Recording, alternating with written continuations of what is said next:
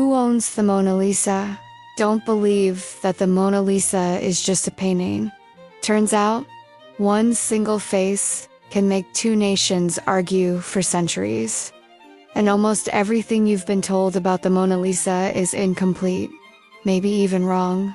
In this story, I'm going to show you why one simple smile became a battlefield of culture, power, and identity.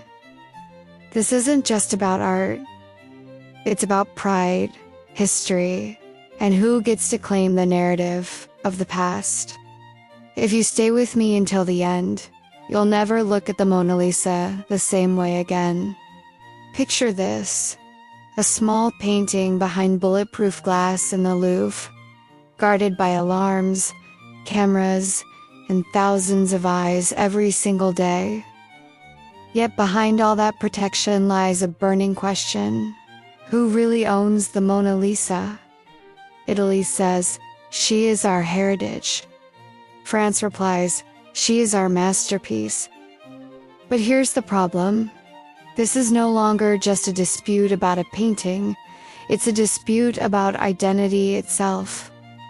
If you enjoy stories that make you think instead of just scroll, take a second to subscribe. Not for me, but so you don't miss stories that move both your mind and your heart. Most people believe the woman in the painting is Lisa Gherardini, the wife of a Florentine merchant, not royalty, not nobility, just an ordinary woman whose face became the most famous in history.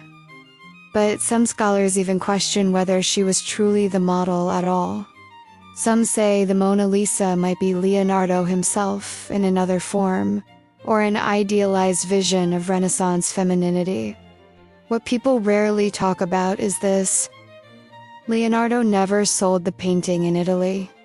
He carried it with him to France when invited by King Francois I, and that decision changed everything. In France, the Mona Lisa was never treated like a simple artwork. She became a national treasure, hidden during wars, protected during invasions, treated almost like a living symbol of French cultural power. France argues that without their care, the painting might have faded into obscurity. Italy, however, sees it differently. For them, losing the Mona Lisa isn't just losing a painting, it's losing a piece of their soul. Their argument is simple yet powerful. If an Italian artist creates something, does it stop being Italian just because it lives elsewhere? Then, in 1911, something shocking happened. The Mona Lisa was stolen from the Louvre, not by an enemy of France, but by an Italian museum worker named Vincenzo Peruggia. He claimed he was bringing her home. The world panicked. Newspapers exploded with headlines.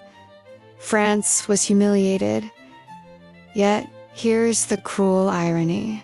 When the painting returned to the Louvre, its fame became even greater. The theft didn't diminish the Mona Lisa, it immortalized her. So who truly owns her? Italy owns her origin. France owns her home. But in reality, the Mona Lisa now belongs to something bigger than any nation. She belongs to the world. Maybe the real question isn't who owns the Mona Lisa, but rather, who has the right to claim a smile. That smile was born in Italy, nurtured in France, and now lives forever in human imagination. The Mona Lisa isn't property. She's a reminder that history is never as simple as borders on a map. So next time you see her, remember this: what we are really fighting over isn't a painting.